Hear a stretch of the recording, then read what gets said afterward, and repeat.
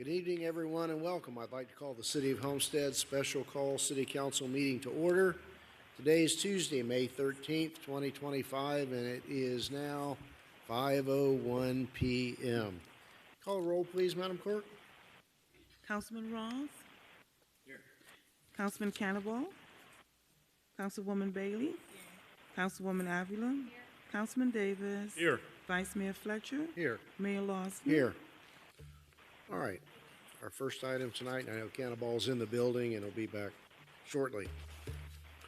Our first item of business tonight is the first reading of car number 4506, a stormwater utility rate increase under tab 1. Mr. Pearl. Yes, Mr. Mayor. Tab 1 is the first reading of an ordinance of the City Council of the City of Homestead, Florida, amending Section 22-55 fees of Chapter 22, Public Improvements of the City of Homestead Code of Ordinances, amending the city stormwater utility fee, providing for collection of such fees on the tax bill, providing for severability, providing for conflicts, providing for inclusion in the code, and providing for an effective date. Thank you, sir. Mr. Manager, as I know, notices have already gone out specific to this item. I think I received mine yesterday, and I understand that the clerk's office has received more than a few phone calls about this. If we could go ahead and put the background and staff report on the record for this item on first reading. Yes, good afternoon, Mayor and Council. This item has to do with adjustment of the current stormwater utility rates payable in the city through your annual tax roll, which is the tax bill. The continued growth of the city and within the city has necessitated an increased investment in the maintenance of and improvement of its stormwater infrastructure. The city has not done any adjustment of the fees for about 17 years, and as a result, an adjustment to the fee is necessary to ensure adequate funding for necessary maintenance and enhancements. The city proposes to increase the stormwater utility fee from $3.37 a month to $6 a month, which is for each equivalent residential unit. What that means is that if you have at least 2,000 square footage of property footprint, what you pay in a month is going to be $6. If it's more than that, it's going to be prorated. The increase is an increase from $40.44 per year to $72 per year per each equivalent residential unit. We did an in-house analysis and a study, and the calculation shows that what is needed is a minimum of $92. However, we took a decision to cap it at what the county currently charges county residents, which is at $72 per each equivalent residential unit. This, again, is for strictly residential properties. For non-residential developed properties, it's calculated differently for each impervious area, and each commercial property is required to pay a minimum of 2 equivalent residential units, which amounts to $144 a year. So this is needed for us to be able to keep track and be able to be consistent in the maintenance of our stormwater utilities, which are the drainage systems, the outfalls, and street infrastructure. In a nutshell, this is what we are intending to do, keeping in mind that this adjustment has never been done in close to 17 years. Thank you.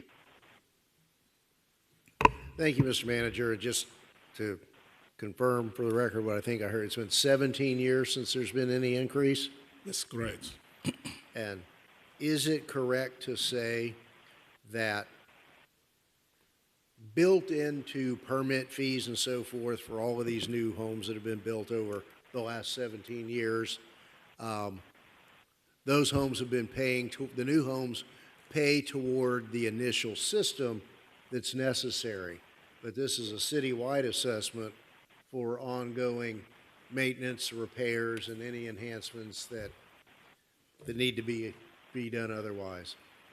Yes, just for the record, the city also owns what we call the National Pollutant Discharge Elimination System, which by law requires us to ensure that we don't discharge effluent, dirty, and contaminated water into the groundwater or any of the outside body of water, surface waters. Because you have that permit, you are required to maintain your system at a certain level. What is that level? You must clean the entire system for at least once every 5 years.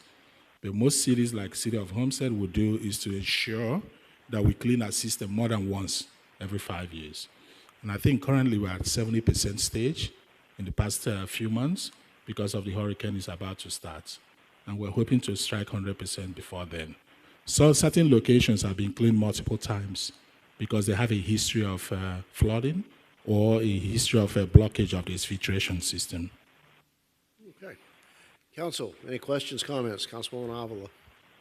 Thank you, Mayor. I would like to notate a location where I did see flooding happening yesterday, if we can take a look at it. It's off of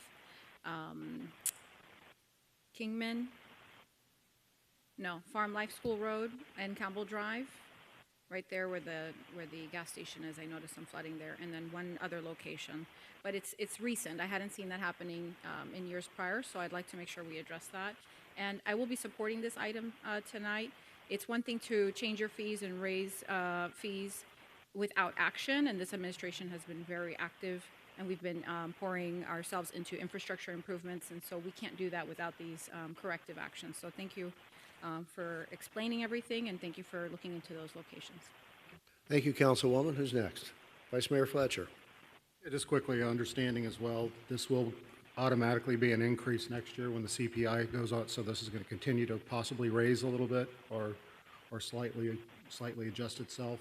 Are there any other outstanding fees from the city that we need to look at? Because I know a lot of them have not been touched in many years, but we need to start looking at these because it costs to do business, and we need to make sure we're covering those costs. So I don't need an answer tonight, but something to provide us all in the future. We need to get ahead of this. Thank you. Thank you. Thank you, Vice Mayor. Councilman Davis, Councilman Cannonball, Councilman Roth, Councilwoman Bailey. All right, so let me open the public hearing and ask if there's anyone online or in the audience wishing to speak on this matter. No one online? No one in the audience? With that, then, I will close the public hearing and entertain a motion for approval on first reading. Moved by Councilman Cannonball, seconded by Vice Mayor Fletcher. Let's have a roll call. Councilman Cannonball? Yes. Councilman Davis? Yes. Councilman Roth? Yes. Councilwoman Bailey? Yes. Councilwoman Avila? Yes. Vice Mayor Fletcher? Yes. Mayor Losner? Yes. The motion carries. All right. And the next item is tab 2, which is car number 4587. This is a Career Source Summer Youth Employment Program. Mr. Pearl? Yes, Mr. Mayor, tab 2 is a resolution of the City Council of the City of Homestead, Florida, approving the Summer Youth Employment Program funding agreement between the City of Homestead and the South Florida Workforce Investment Board, DBA Career Source South Florida, authorizing the city manager to execute the agreement, authorizing the city manager to expend budgeted funds, and providing for an effective date. Thank you, sir. Mr. Manager, I know we've all been briefed. Is there anything you would like to add with respect to this matter for the public? Yes, it's important to note that the executive director of the South Florida Workforce Investment Board, which does business at Career Source, is in the room. Mr. Rick Beasley, if you want to introduce yourself and make a quick remarks. And thank you for bringing the program back to the City of Homestead after a 1-year hiatus. Thank you, sir. Thank you and welcome. I don't think it's on. There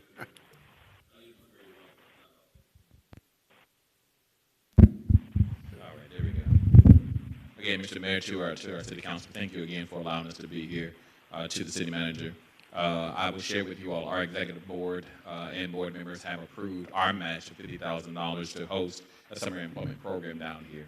Something similar that we've done for years, and again, our goal is to ensure that the youth here have an opportunity for career pathways. And so here's a way for us to be able to provide assistance.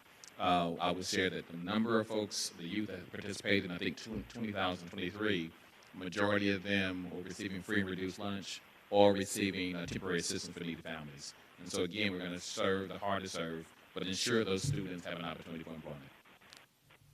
Very good. Appreciate it. Any questions or comments from council? Councilman Davis. I'm just delighted at your return because these things are so important, and the greater mission of Career Source, helping people get jobs. And for quite some time, we'd have to go north into Cutler Ridge kind of area. And when you're out of a job, you don't have money for gas to be doing that. I'm so delighted that you're coming back. It's such an important function in our community. Thank you very much. Appreciate it, City Councilman. I will share with you, this is only for the residents of Homestead. Only for the residents of Homestead. But I would encourage you that as much as you increase, we'll match that. Just hinting for next year. So if you increase, we increase, okay? Heard loud and clear. Very good, appreciate it. Council, any further questions or comments? Councilwoman Bailey? Thank you, Mayor. Also very, very happy and excited about this program. I just wanted to put it on the record for staff. I know that a lot of our residents look on the City of Homestead's website for employment opportunities. So just to make sure that we do the best we can to make sure we're linking our residents over to be able to take advantage of your program. Well, let me share with you, we're going to have it on, if it's to the city manager, we're going to have it on your website. Super. So it links there, so they can go directly to your website, but they will apply, and we'll get the information. It will be a random selection process. And so, again, all the residents here can go to your website or ours, but they'll be able to get access to the program. Perfect. Thank you. You're welcome. Thank you, Councilwoman. All right, let me open the public hearing. Is there anyone online? Anyone in the audience wishing to speak on this matter? So I'll close the public hearing and ask for a motion to approve. Moved by Councilwoman Bailey, second by Councilwoman Avila. Okay, and this requires a roll call vote. Councilman Davis? Yes. Councilman Cannonball? Councilman Roth? Councilwoman Bailey? Councilwoman Avila? Vice Mayor Fletcher? Yes. Mayor Losner? Yes. The motion carries. Thank you. Is there any further business for the special call agenda? Mr. Manager? None. Mr. Attorney? With that, do we have a motion to adjourn? Moved and seconded. All in favor? Aye. We will convene the committee of the whole meeting in just a moment, as soon as the clerk signals they are ready to switch over and begin recording the committee of the whole this evening. Thank you.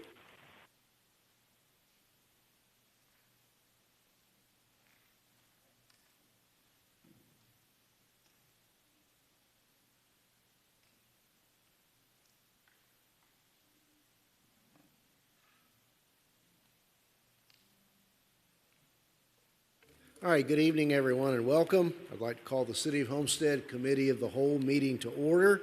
Today is Tuesday, May 13th, 2025, and it is now 5:14 p.m. Can we have a roll call, please, Madam Clerk? Councilwoman Avila? Yes. Councilwoman Bailey? Yes. Councilman Davis? Here.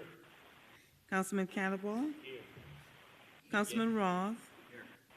Vice Mayor Fletcher? Yes. Mayor Losner? I'm here. One of those days already, right? All right. So, are there any additions, deletions, or deferrals to the agenda? None, Mr. Mayor. Thank you. Next item is no presentations. Item 4 showing as a presentation, is that correct? Okay. All right. So we have before us on tab 1 the minutes of the April 8th CAL meeting. We have a motion to approve. Moved by Councilman Bailey, second by Councilman Cannonball. All in favor? Any opposed? Our next item, tab 2, is a motion to place car number 4593 on the council agenda, the Whitcop Park Playground. Do we have any objections to waiving the staff report? All right, do we have any final questions or comments from council? Hearing none. Go, Councilwoman Avila. Thank you. I did have a question during our briefing regarding the shade structures. Was there any extra information you want to provide on that? Could you say that again? Shade structures. Yeah. During briefing, we had talked about the shade that was going to be available for the playground and whether or not we could look at independent shades versus shades built into the playground. Was that explored? Is there any extra information on that?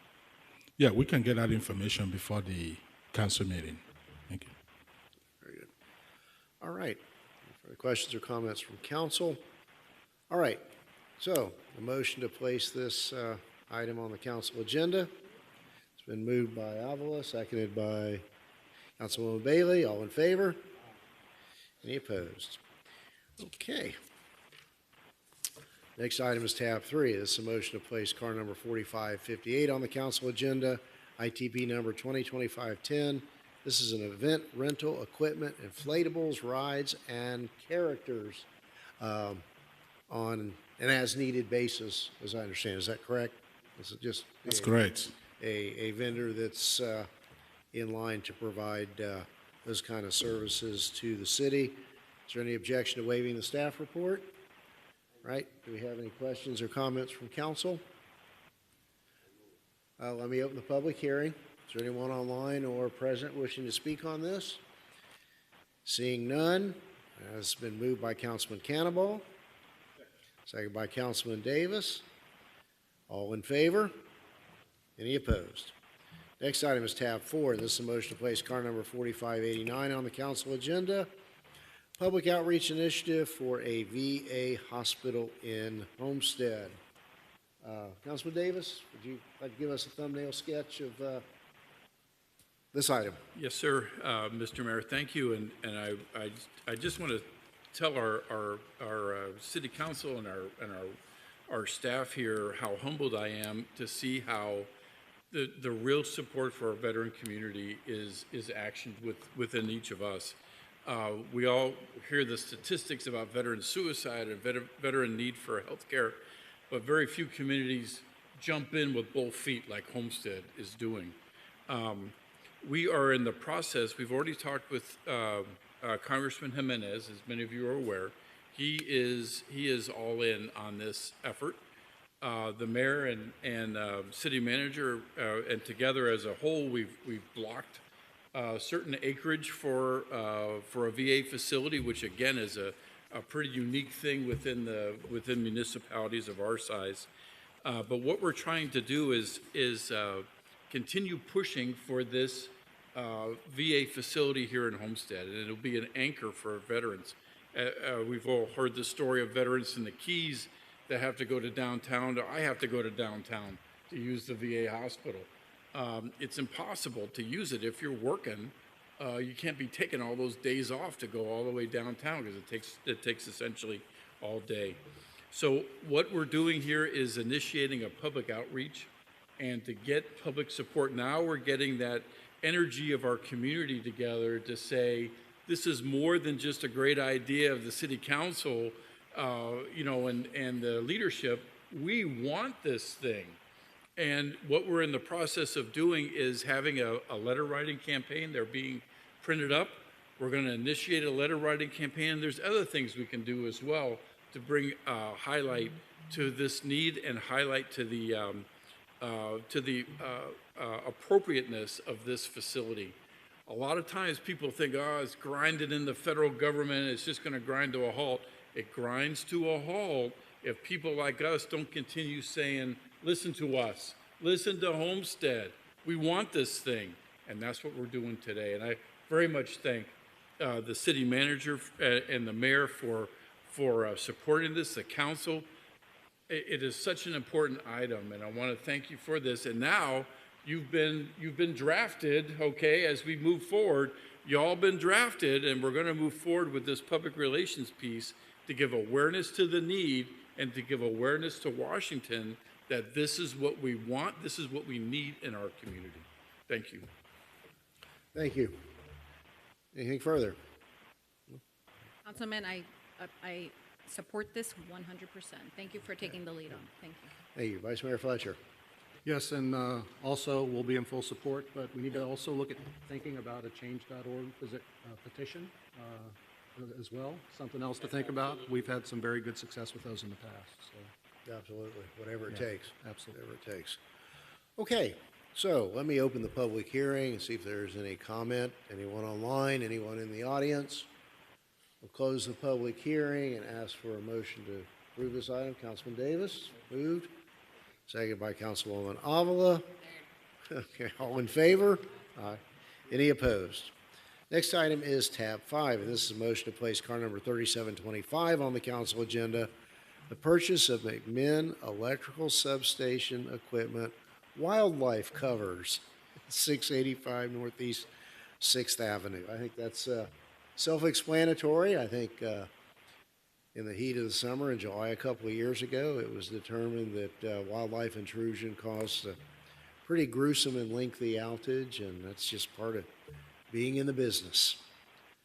So, any further questions or comments from council? We open the public hearing. Is there anyone online or in the audience wishing to speak on the purchase of wildlife covers for our electrical substation? I'll close the public hearing and ask for a motion to approve. Moved by Vice Mayor, second by Councilwoman Bailey. All in favor? Any opposed? Next item is tab 6. Motion to place car number 4571 on the council agenda to adopt the City of Homestead 2025 Watershed Master Plan. Is there any objection to waiving the staff report? Any final questions or comments from council? We open the public hearing. Is there anyone online or in the audience wishing to speak on this matter? Seeing none, I'll close the public hearing and ask for a motion to approve. Moved by Councilman Avila, seconded by Vice Mayor Fletcher. All in favor? Any opposed? Okay, moving right along. Next item is a discussion item, shown as a discussion item, tab 7, car number 4606, proposed ballot language for proposed charter amendments to be contained on the November 2025 ballot. Would anyone like to kick off the discussion on either of these two items? Councilwoman Bailey? Thank you, Mayor. I just had one quick first question. Maybe the clerk has this information. Do we have a ballpark of how much that increase would be for the runoff piece? Any idea? For the runoff with the special election? But we always have a runoff. Right, but if this, so this new amendment would include a runoff. So it will piggyback off of the general election, the cost of the general election, so it's not going to be a standalone. It was my understanding that if it fell when we were not holding a regular election, then it would be either a winner-take-all or this amendment would have us incur a runoff So if there's more than two candidates. we always try to, we hope the timing is always piggybacking on not necessarily our regular election, but a county or state election in an even year. It could even be in a March presidential primary. Generally speaking, the timeframes are built in that you're probably going to hit one of those milestones in a given year. Ideally, it's in conjunction with ours, but there would be, if it didn't fall with any of those timeframes, there would be a separate election. Now, I think, Mr. Attorney, correct, jump in if I'm wrong. I know that some communities for those types of situations call for mail-in ballots only, which could, and I think, can't we do that on a case-by-case basis, depending upon the timing? Let's say in an even year, we found ourselves, or in the early portion of an odd-numbered year, we found ourselves having to have a truly standalone election for that seat. Do we have the discretion to reduce costs by calling for a mail-in election? I think that is a possibility. What I would suggest that if you want to reserve that right, that we tweak this a little bit, and so that the procedures for holding the special election can be implemented by ordinance, so that we can lay out the circumstances. I don't think it's appropriate to lay all of that out in the charter, but we could by ordinance lay out procedures for a special election and the determination of how that would be held, if that's the direction that the council wanted to go. I think that's a good thought. I mean, hopefully we will be able to piggyback that on regularly scheduled elections whenever they are. But there may be solutions available to us to reduce that cost. And So just, to- let's- sorry, really quick, just to clarify then, whoever receives a mail-in ballot would be anyone who is registered to vote within the city or anybody who has signed up for a mail-in ballot? In a special election like this, I think we provide for mail-in ballots to all registered voters. Okay, I would just like to make sure that then that is the case. That'd be a tough campaign to run when everybody who's registered gets a ballot. That's a tough But again, I think discussion. that ability is going to be, I think, by ordinance that we'll look at later, a case by case, depending upon the timing Right, that, you know, and the chances of it falling without. that's right. It's- okay. That's right. And we do have some pretty long time frames there that are built in to hit on, you know, whatever election it is. Could even be an August county piggybacked on an August county commission race. So, you know, there's a lot of leeway there. Those were really my two Okay. questions. For the rest, I don't have an issue with either. Councilman Davis. And for our discussion, as I was reading the terminology, I felt that the second one, the second paragraph, was not quite accurate. And the reason I'm bringing it up is the purpose of this is not to increase the mayoral term, but it's to align the mayoral term with the city council. And I think that second paragraph should, and I know there's a limitation in the number of words that can be used, but I think we could put in there that the charter be increased to align the mayor's term with the city council's term. And I think that would be a more accurate way to say it. So it is more of a housekeeping in reality. And Mr. Attorney, that would fall within the range and explanation. Yeah, that I item? think that's fine as long, depending on how we word it. What I would suggest if you want to do that is if you were to look at the second piece of the first question, I would change the closing language and frame it like this. Shall the charter be amended to increase the consecutive number of years that an individual may serve as mayor from 8 years to 12 years to align with council member term limits, instead of while leaving the remaining term limits unchanged? Okay. So I would reframe the question that way. Fine with me. This sounds like an excellent solution.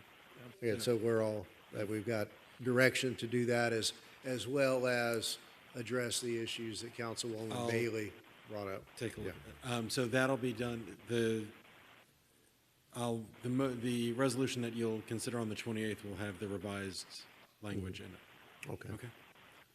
All right, so this is just a discussion item tonight to tweak these, to have final tweaking for an up or down vote on each of these questions separately to be placed on the ballot will come before us at the end of this month. Right, I think the 28th is a regular council meeting. So is there anything else that you need for, we moved it to the 28th? No, sir. Okay. That's fine. Thank you. Any further Councilman, or Vice Mayor Fletcher? Nothing specific on this, but charter in general, how often are we supposed to have a charter review committee, and when was the last one? I can't remember offhand. It's every 5, and we did every something 5. 2 years ago. Okay, I couldn't recall had the a last time committee. we did it. That met in 3 years ago? 21. Anyone? 21. Met in 21, yes. Okay, so we're getting So close we're to getting get ready. close, and, you know, a project as time goes on, yes. Right, Councilman? Okay. Mr. Manager, do you have an additional item of business for us tonight? Mayor and Council, I had last Friday shared a letter that I received from a group called VSGS Facilities, LLC, regarding a proposal, so to speak, which actually is the proper word to use is a letter of interest to redevelop the Homestead Sports Complex, which we call the Homestead Regional Park. He had some preliminary information, and while asking us to indicate whether we're interested in exploring the potential partnership. So I'm asking council to kind of guide us, provide guidance and direction, whether we should actually respond to this letter of interest, and in exploring further what's the intended purpose and proposal, public interest, as well as the need for further additional presentation to council from them. What is the interest of council? Should the administration proceed in exploring this potential partnership and getting them in for additional discussion? Council. Councilwoman Bring it Avila. on. Bring it on, where I would love to see where they'd like to take this, and I'm very excited about the opportunity. Thank you for bringing it to us. Thank you, Councilwoman. Thank you, Mayor. Definitely also very excited. The opportunities for our youth to be scouted out, obviously, is another big piece. My only concern is that we try to get the time limit as early as possible, just because even though I am not on the east side, I feel like I know that a lot of the residents on the east side are waiting for this park. Not that it's a time that's later than the majority of the residents want to visit. So whatever we can do in pushing that time down a little would be great. Thank you. Councilman Roth. Vice Mayor Fletcher. Yes, thank you, Mr. Mayor. So if you're able to bring, when would be the soonest available for these folks to come and provide us with an update or their proposed plan? I think I can aim to see if we can bring them here on the 28th of May, because they had indicated that time is of the essence. They're potentially going to be receiving franchise from FIFA, so they want to see if they can do something in Homestead by FIFA World Cup 26. So it'd be a good idea to kind of facilitate it on the 28th of May and see where we go from there. Okay, Very good. perfect. Thank you. Councilman Cannonball? What are we waiting for? Ditto. So just now to clarify, at the 28th, if we, at such time as we receive their presentation, I'm going to assume at that point we'll get the legal input as to the procedure we take for any notification, procurement, et cetera, that, you know, we're all going to recognize that, but for the time being, we'll stick a pin in it and ask them to be here on the as the first item, the upfront item on the agenda that night. How's the agenda looking that night? Are we jam-packed with land use? It's a little bit busy, but I think we can accommodate this. Maybe by 2024-25 standards, but not 19 to 23 standards. I think we can. Yeah. I think we can accommodate them. We'll work with them, myself and the city attorney, see where we can land in terms of a presentation on the 28th. Very good. Okay, anything further from council before Councilwoman Bailey? One quick thing, Mayor, thank you. Oh, you're not done. No. Oh. So thank you, Council and Mayor, for engaging with us last Friday on the leadership. I know that the Vice Mayor was, unfortunately, there was a mix-up in the calendar, so he wasn't able to make it. Also, I believe Councilman Roth was out of town. And also tomorrow, the rest of the administration, we have a similar exercise here at City Hall. And also, just as a FYI, the summer camp registration that we initiated on May 1st is going to be, we already have capacity for 60 residents and non-residents. As of today, we have 50 registrations from City of Homestead residents, pending only 10 openings. And on Friday, the 15th of May, we're going to open it to the public in addition to city residents. But I anticipate that the entire slot will be taken over by the entire city residents. And the Chrome Marketplace, we had put it out for another round of solicitation. As of date, there has not been any response. And we find that a little concerning. I know that this council had passed a resolution urging the Miami-Dade County to hold a line on fluoridation, which is the addition of fluorides to drinking water. That exercise has been preempted by state law. So Florida legislature passed a new bill that prohibits addition of fluorides in water effective July 1st. Now, the inventory stock that we have for our water treatment plants will be exhausted on May 20th. So we are caught between whether we should discontinue it prior to July 1st or should we hold the line and keep on adding it? So that's a legal question. The challenge we have is that if we place a new procurement order, we might have too much in stock when it goes out of current, when it becomes prohibited on July 1st. So that's a question we'll seek legal guidance. And happy to report that on May 27th, the program, which is FLOW, Florida Licensing and Wheels, will be here in the city for granting a DMV to give out driver's licenses to our city residents. I think my colleague may want to expatiate some more on the strategic planning. It's going to be here at City Hall or at Miami-Dade College? It'll be at Miami-Dade College. Okay, that's correct. So that's what I have. And also happy to report through the Chief of Police that the 617 fire incident along Cad Sand Road and US 1 has been 100% contained as of today. That's all I have. Thank you.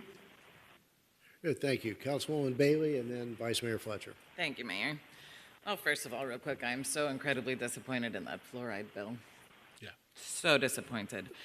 Please, if we need to make half of a purchase of what we usually do, let's continue it as a city as long as we can, please. Until July 1st. Anyway, on a happier note, the 24th is Art Walk, and I was wondering if I had your blessing. We had an organization reach out that would paint the stalls at Harris Field in both bathrooms. So we wanted to do it before Art Walk so that our guests could see a colorful art in public restroom places. We were joking about art in public restroom places. But yes, if I know it's not the typical way to go through this, but it was a recent offer that Art Walk Presents received, and I thought it would be a wonderful addition to our Harris Park restrooms. Any objections? Look, and just proceed. Love it. The bathrooms by the pavilion. But procedurally, is this analogous to when we allowed the charter school over here on the highway to designate J.D. Red Park as their home field, and with that, I don't know, is Pedro here where they did some painting and, did some specialized team logos and colors? Would that be kind of a similar process here?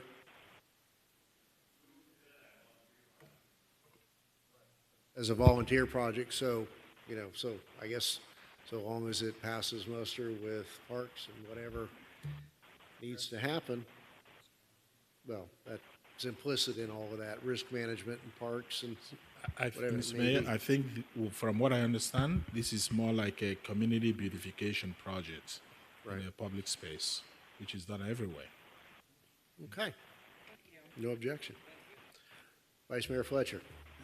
Yes, thank you, and I'm going to try to impose my will here, but since I was unable to make the strategic plan meeting last Friday, would I be invited to swing by and spend some time with you and your staff tomorrow? So, Vice Mayor, you are welcome every day, 24/7. Thank you very much. That's what he's obligated to say. Is that it, Vice Mayor? Councilwoman?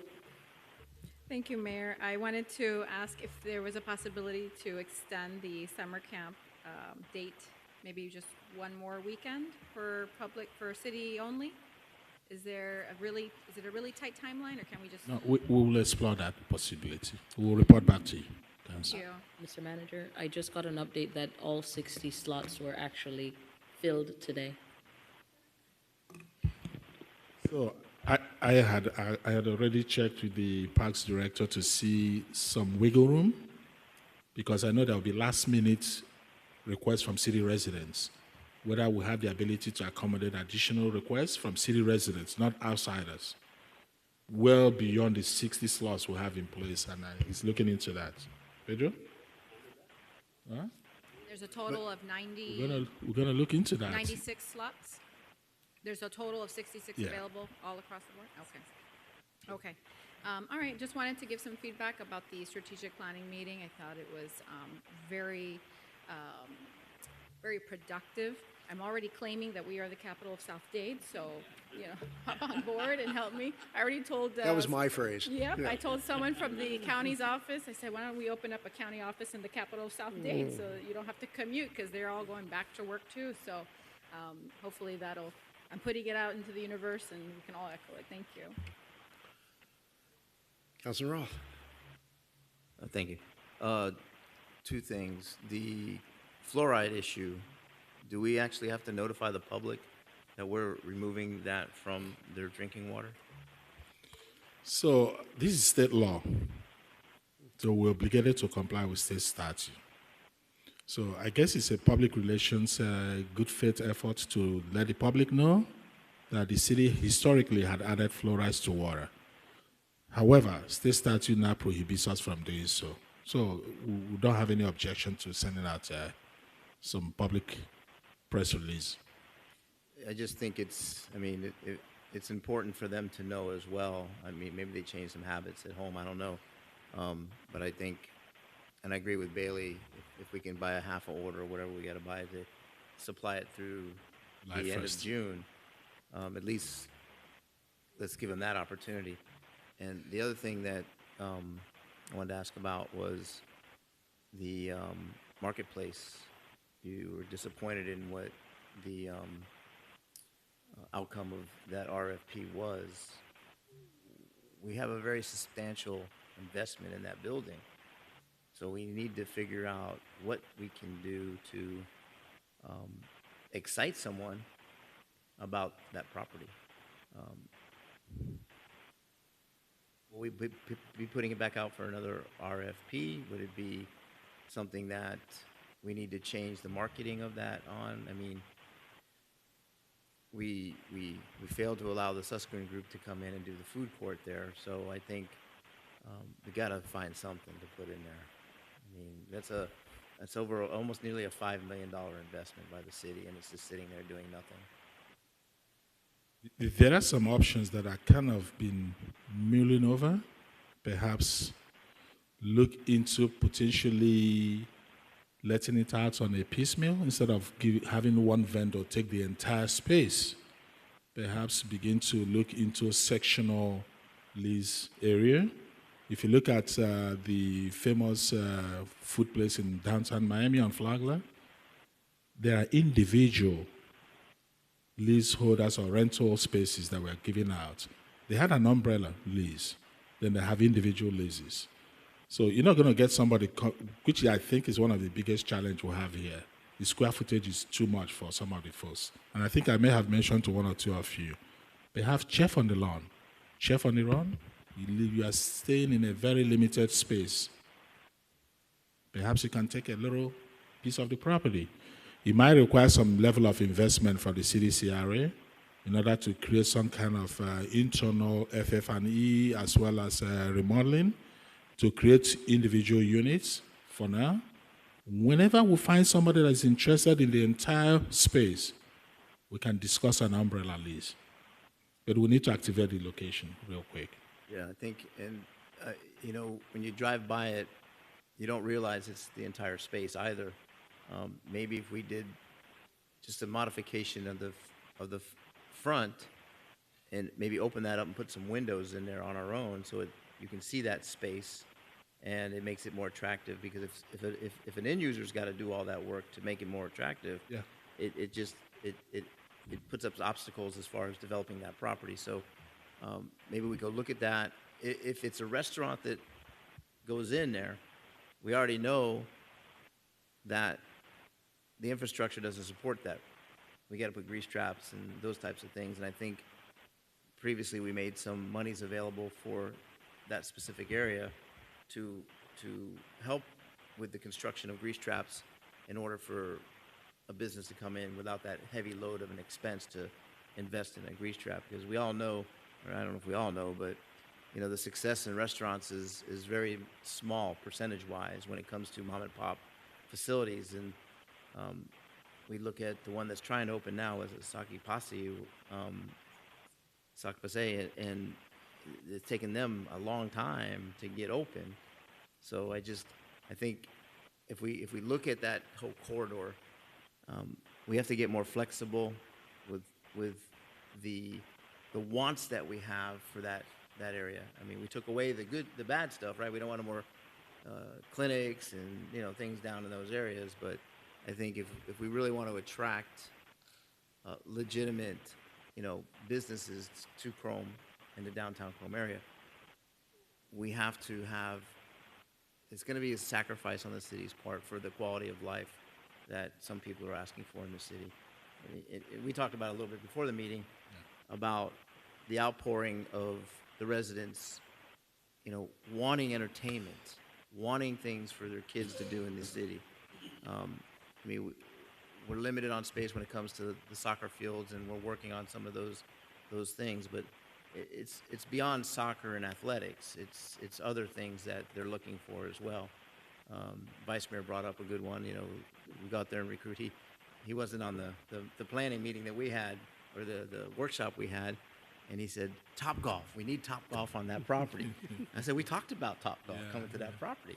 And then he mentioned Dave & Buster's as one of those types of activities. And we talked about the miniature golf, you know, potentially in that area as well. So I think the cry now is, as we've grown so much over the last 10, 15 years, is the entertainment aspect that is lacking in our city. And I think that's what we really, and there's many other issues to work on, obviously, but that's one of the things that helps keep our residents in the city of Homestead, spending their money in the city of Homestead and not traveling up the roads to other areas to spend their money. So I think if we can focus on that along with the marketplace place and really start to hone in on that. Do we have another meeting scheduled for the City Hall workshop? Because I know when you guys came in there, you were this whole thing, and we kind of flipped it upside down and said, no, we're not so sure that's what we want there.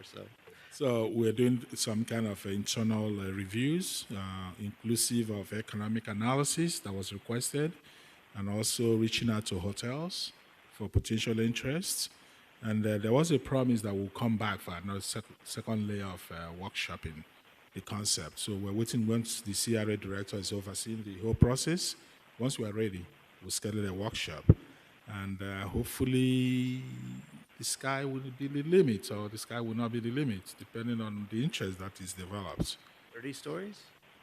How much? 80? 30? I don't know. So is there an update on Flanagan's and how they're progressing as well? Yes, the city attorney already successfully drafted the initial draft agreement, so it's under review. I believe we may have communicated comments to the attorneys, and there will be additional coordination to go on, correct me if I'm wrong, Mr. Attorney, between the city attorney, which is James White, as well as the attorney for Flanagan on the land use side of it. But on the general agreement terms, we already coordinated terms already. And I spoke with Flanagan's attorney earlier today. As soon as he and James come to an agreement on the plating piece, they had two separate approaches. That'll be input into the agreement, and we'll be ready to go. Is there anything we can do to expedite some of this stuff? Do we know who's going to do the demolition on the building? Is that going to be our responsibility? And can we start to RFP that out now? Or? No, usually when you do this kind of deal, it's as is. You come in, you demo it. You don't want to spend public funds when the developer is potentially going to pick it out on it. What's going to happen is that a successful developer may include that as part of the terms of negotiation.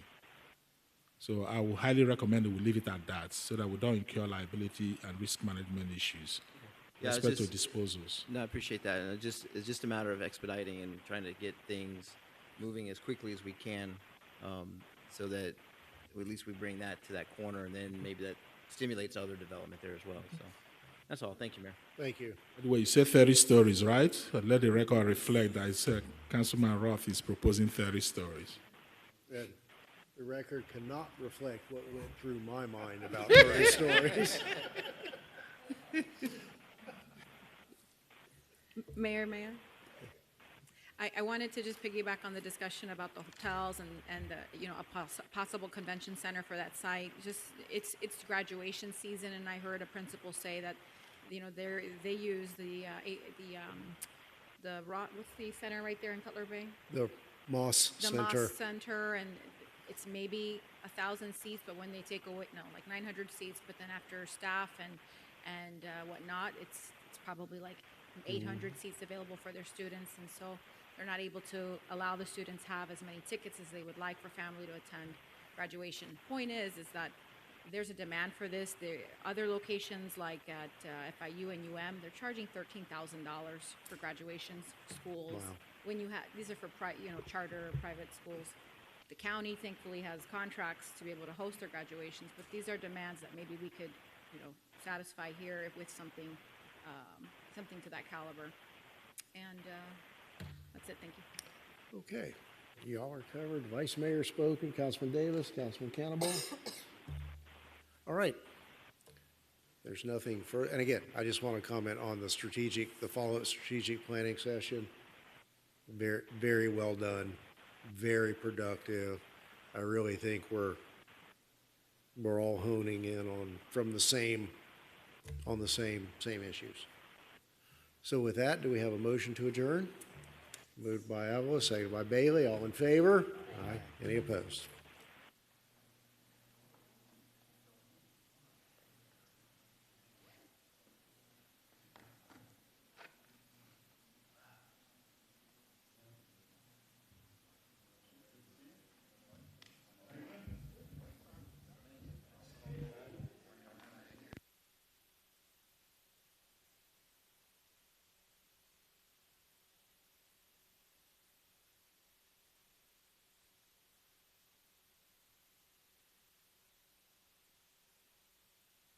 or adding to your neighbor's bulk waste pile without permission.